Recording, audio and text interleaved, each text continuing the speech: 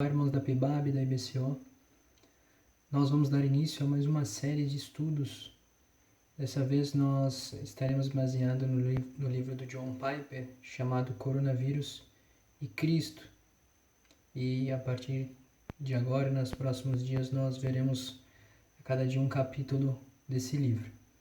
E eu fiquei incumbido de falar sobre o primeiro capítulo, e para isso é muito importante a gente falar um pouquinho do prefácio, né, e para a gente entender melhor esse início. Então, é claro, o livro é pela ocasião da pandemia que está acontecendo atualmente, e o Piper, vamos dizer assim, de imediato, se dedicou a falar um pouco mais sobre isso, não em si sobre a doença, mas sobre aquilo que é mais importante, que está além de tudo isso, que é Deus e o seu Filho Jesus Cristo. E aí lá no começo do livro, antes do capítulo 1, ele diz assim: mesmo assim, este é um momento em que a fragilidade deste mundo é sentida, né? Em meio a toda essa pandemia, em meio a tudo isso que está acontecendo, né? A gente pode ver o quanto nós somos frágeis. Ele diz: as fundações aparentemente sólidas estão tremendo. E aí a pergunta que devemos fazer é: temos uma rocha debaixo de nossos pés? Uma rocha que não pode ser abalada? Nunca. E aí ele faz essa pergunta para introduzir o primeiro capítulo. Aliás, a primeira parte do livro diz: o Deus que reina sobre o coronavírus. E o primeiro capítulo chama-se Venha para a Rocha. Então eu vou tentar resumir as partes do capítulo 1 e depois no finalzinho fazer uma breve reflexão sobre. Então o primeiro ponto aqui é o Venha para a Rocha. Ele diz assim: apostar na probabilidade fornece pouca esperança. Não há um lugar firme para permanecer. Existe uma maneira melhor. Há um lugar melhor para permanecer. Uma rocha de certezas em vez de areia das probabilidades. Claro, eu estou tentando não tirar o contexto do que foi falado, mas só pensando algumas coisas que ele falou nesse capítulo. Então, nessa primeira parte. Segundo ponto é quando o câncer veio. Então, na primeira parte ali, ele está nos chamando a não ficar confiando nas probabilidades. E aí agora ele fala sobre uma experiência de vida que ele teve, foi quando ele descobriu que ele estava com câncer. Isso aconteceu lá em dezembro de 2005. E ao descobrir que ele tinha câncer, ele diz que ele e sua esposa começaram a pensar nas probabilidades de cura, de remédios, de tratamentos, e mais tarde eles começaram a sorrir e pensar que a maior possibilidade, na verdade, a maior esperança deles, na verdade, era Deus e não as probabilidades. A nossa esperança não está na probabilidade, nossa esperança está em Deus, ele diz. Enquanto meu futuro neste mundo começava a mudar diante dos meus olhos, Deus me trouxe à mente algo que eu havia lido recentemente na Bíblia. E aí ele parte para o terceiro ponto no capítulo 1, sobre aquilo que ele escutou de Deus naquele momento que ele estava passando. A minha confiança de que Deus fala está enraizada no fato de que a Bíblia é sua palavra. Porque ele começa citando assim como é esse ponto, né? Deus falou, e ele diz que ele não ouviu audivelmente a voz de Deus, mas ele ouviu da mesma forma que ele sempre ouviu a vida toda. Deus falando através da palavra. Então a Bíblia, corretamente entendida, é a voz de Deus. John Piper, ele escuta de Deus: John Piper, isso não é ira. Viva ou morra, você estará comigo. Talvez ele pudesse estar pensando naquele momento: será que Deus está chateado comigo? Por que ele mandou esse câncer? Será que eu fiz alguma coisa? Não sei se esses foram pensamentos do Piper, mas ele cita dessa forma na qual ele escutou de Deus: isso não é ira. Porque ele leu isso lá em 1 Tessalonicenses 5, 9 e 10, que diz: porque Deus não nos destinou para a ira, mas para alcançar a salvação mediante nosso Senhor Jesus Cristo, que morreu por nós para que, quer vigiemos, quer durmamos, vivamos em união com Ele. Então ele diz: vivo ou morto, eu estarei vivo com Deus. Como pode ser? Eu sou um pecador. É por causa de Jesus. Ele já teve a resposta mais adiante. De Jesus somente. Por causa da morte dele, não haverá ira contra mim. Então ele entendeu que aquilo que estava acontecendo não era um momento, pelo menos ele diz que não era um momento de ira de Deus contra ele, porque independente se ele tivesse morto ou vivo, ele estaria junto com Deus.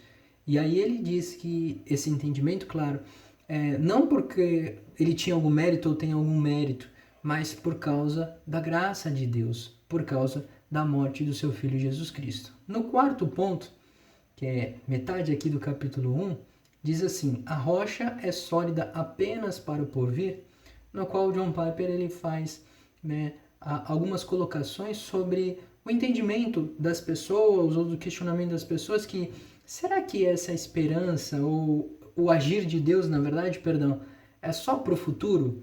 E a esperança que o cristão tem é só lá para frente, para o céu, para a eternidade? E aí um resumo dessa parte que Piper coloca é o seguinte, que essa grande esperança que nós temos no futuro nos dá uma vida melhor no presente, né?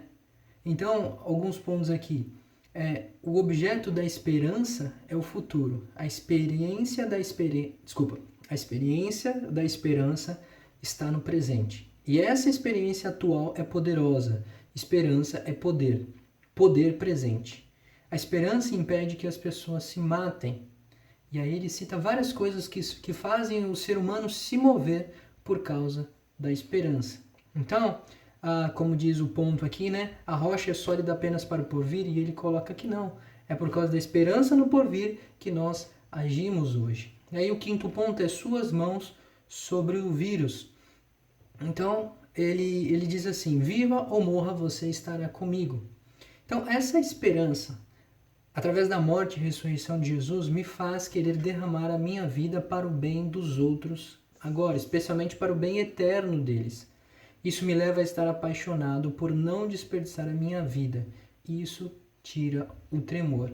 Então, a ideia da ocasião do vírus ou de uma doença, mas o que vai além disso aqui dá a possibilidade de termos esperança no futuro, tem que fazer a gente agir no presente. E isso tem que ser tão grande para que a gente possa atingir outras pessoas com essa esperança de eternidade. O sexto ponto diz assim: não estou bem, mas me sinto bem. Aí eu peguei a parte que ele explica melhor, que eu pelo menos tento entender melhor essa parte, que ele diz assim: qual é o ponto dessa frase, né? Não estou bem, mas sinto-me bem.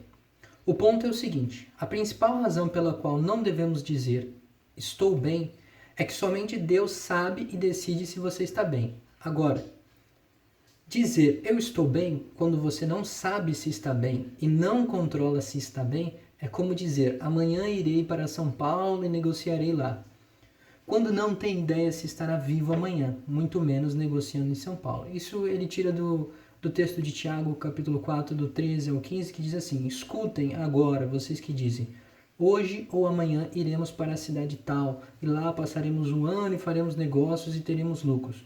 Vocês não sabem o que acontecerá amanhã. O que é a vida de vocês? Vocês não passam de neblina que aparece por um instante e logo se dissipa. Em vez disso, deveriam dizer: se Deus quiser, não só viveremos, como também faremos isto ou aquilo. Então, ele traz um pouco essa ideia do texto de Tiago, se Deus quiser.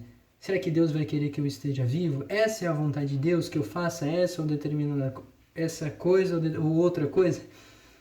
O sétimo e penúltimo ponto do capítulo 1 é: se ele decidir, faremos isso ou aquilo. Sempre, se Deus quiser, diz a Bíblia, viveremos. Mais envolvido que isso, impossível.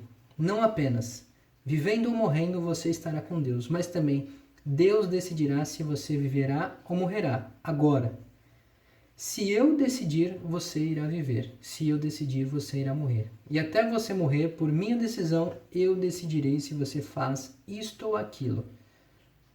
Vá ao trabalho. Então, a gente ficar pensando nas possibilidades de morte, ou de vida, ou de doença, e às vezes isso nos impede de agir. O Piper coloca aqui, né? Que Deus vai decidir isso, mas enquanto estamos aqui ou estamos em vida, a gente tem que ir ao trabalho, tem que fazer o trabalho do reino, de anunciar a mensagem de Deus, né? E o último ponto é: venha para a rocha. Então, novamente, ele repete lá o primeiro ponto do capítulo 1 e faz esse convite, fecha com esse convite novamente. Toda essa certeza que ele nos passa durante o capítulo 1 de que devemos confiar mais naquilo que é certo, que é Deus, do que nas próprias possibilidades que nos vêm à cabeça, seja de doença, de vida, de morte, de negócios, a gente tem que estar firmado na rocha que é Jesus Cristo. ele sim vai nos impedir de talvez entrar em parafuso por causa de uma doença, porque pode ser o coronavírus ou pode ser qualquer uma outra coisa que venha nos abalar. Um outro vírus, uma outra bactéria, um outro problema econômico, um outro problema da nossa família. E como ficaremos? A gente vai ficar incerto, a gente vai ficar triste, a gente vai se afundar numa depressão profunda? O que realmente pode trazer esperança para a nossa vida? Então, algumas reflexões sobre esse capítulo.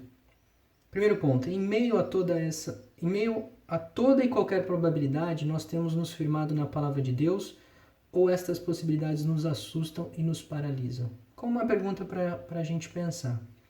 Segundo ponto, assim como Piper, será que conseguimos nos empolgar com a esperança do retorno de Cristo e assim, como consequência, amarmos tanto a vida a ponto de não desperdiçá-la e assim falar sobre essa esperança ao próximo?